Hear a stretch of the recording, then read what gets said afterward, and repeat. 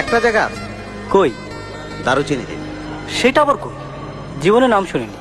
এটা হচ্ছে বাংলাদেশের দক্ষিণ বঙ্গোপসাগরে একটা দ্বীপ। এর আরেক নাম সেন্ট মার্টিন আইল্যান্ড, বাংলাদেশের একমাত্র ন্যাচারাল কোরাল আইল্যান্ড। যাবো কিভাবে? ঢাকা থেকে ট্রেনে চিটাগাং, ওখান থেকে বাই রোড টেকনাফ, টেকনাফ থেকে ট্রলারে সেন্ট মার্টিন, দারুচিনি। আচ্ছা, এই নামটা দারুচিনি দ্বীপ কেন? এই দ্বীপে একসময় পর্তুগিজরা এসেছিল, তো তারা এটা নাম দিয়েছিল দারদিউসি।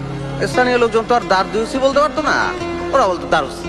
তো সেই দারদিউসি থেকে দারুসি, দারুসি থেকে দারুসিনি, দারুসিনি থেকে আলটিমেটলি এখন দারুচিনি।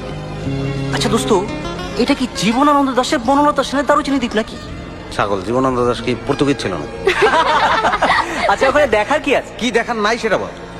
ন্যাচারাল কোরাল বিচ, সাদা ফকফকা, জোয়ারে একরূপ, ভাটায় এক, সকালে একরূপ, সন্ধ্যায় এক, পূর্ণিমা রাতে বুঝলি কচ্ছপরা এসে ডিম পেরে যায়। প্রত্যেকটা কচ্ছপ তোর সাই।